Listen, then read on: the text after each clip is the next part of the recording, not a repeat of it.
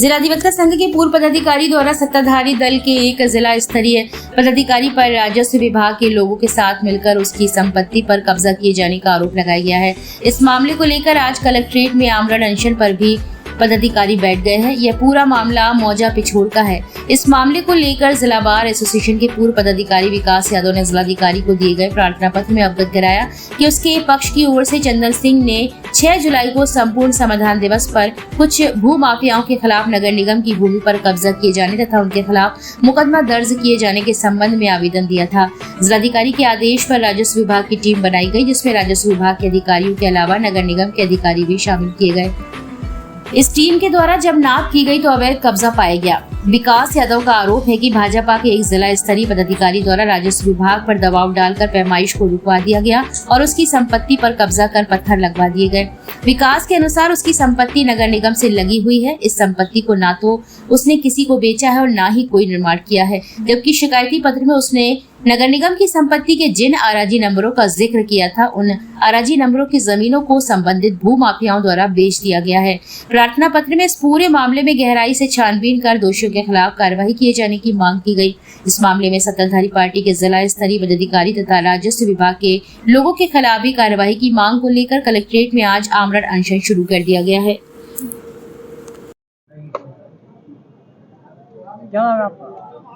मेरा नाम विकास यादव है। मैं पूर्व कनिष्ठ उपाध्यक्ष जिला अधिवक्ता संघ झांसी। क्या मामला है विकास जी?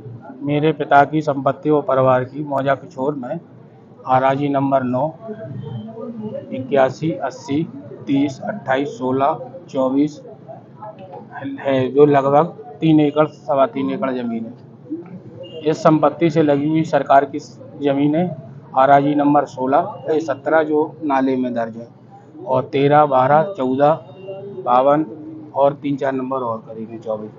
तो इन नंबरों पे भू माफिया राकेश यादव, रामस्वरूप शुक्ला, जो कोई बर्खास्त लेखपाल है, जो हमारे मौजे में पहले था, जो डीजल अधिकारी द्वारा किया था, और उनका लड़का अतुल शुक्ला और राकेश यादव का लड़का दीपक यादव, जो समाजवादी जनसभा का प्रदेश सचिव है।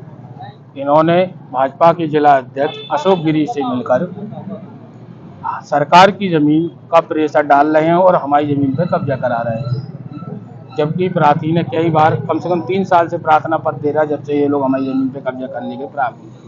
हमेशा हमारे प्रार्थना पत्रों पे गलत रिपोर्ट लगा देते थे कि ये हदबंदी नहीं कराई, ये नहीं कराई। हमने अपनी आराजी नंबरों की हदबंदी कराई, फिर हदबंदी आ गई, फील्डबुक आ गई, जिला उप जिलाधिकारी सदर के यहाँ हमारी बात दाखिल है। उस जमीन को जो पैमाइशों की जमीन आई है, उस जमीन पर राकेश यादव ने और संपत्ति अधिकारी को रौली गुप्ता को अपने परिवार लेके 8-10 दिन पहले हमारे में अपने पिलर गड़वा दिए थे। जिस जमीन में उन्होंने पिलर गड़वा दिए थे, उस जमीन को हमने पहले हदबंदी करा के इनके पिलर हटवाए गए थे। अब एक्चुअली क्या है कि नगर निगम का और ये भूमाफियाओं के पदाधिकारियों का आपस में साठगांठ है। इनके नाम जितनी जमीन है उससे ये डबल पे इन्होंने कॉलोनी डेवलप है। इसकी पैमाइश कराने के लिए मैंने जिलाधिकारी को एक प्रार्थना पत्र दिया कि ये लोग रकबे से ज़्यादा जमीन घेर रहे हैं, जिसमें प्रार्थी की भी 1 सवा एकड़ जमीन को कब्जा हो रहा है। तो इन्होंने जिलाधिकारी महोदय ने आज से 3-4-6 महीने पहले एक कमेटी गठित की थी, जिसमें ADM न्यायिक झांसी और तहसीलदार सदर और अपर नगर आयुक्त नगर निगम को बनाया गया था। उनके उसमें 13 तारीख को एक पैमाइश की गई, जिसमें 2 कानीगो, 2 नायब तहसीलदार, 2 लेखपाल और पूरे राजस्व नगर निगम का पूरा राजस्व अमला उसमें संपत्ति अधिकारी के पहुंचे। दिन भर नाप हुई, बाकायदा नाप ठीक हुई। नाप होने के बाद पत्थर गड्डी भी होने लगी, लगभग 80% पत्थर गड्डी हो गई। नगर निगम ने अपने पिलर गाड़ लिए।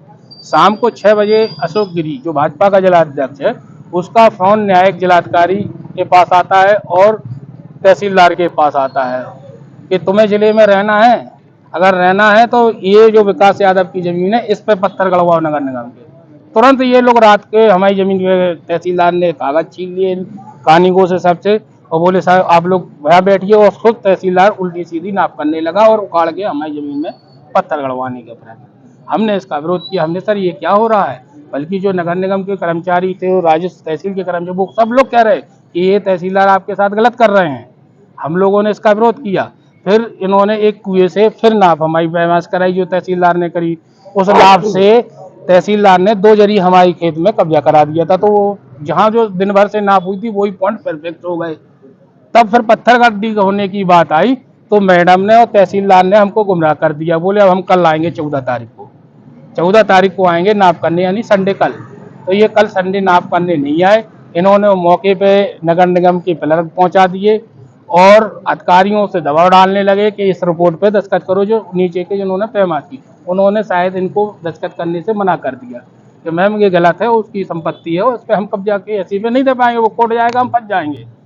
तो ये लोग उन पर दबाव डाल रहे हैं। और प्लस मेरे जो आरआईजी नंबर 16 है वो पैमाइश में पूरा इन्होंने की पक्ष में इनके कॉलोनी में गया, उस पर उन्होंने अपने आवास बनवा दिए।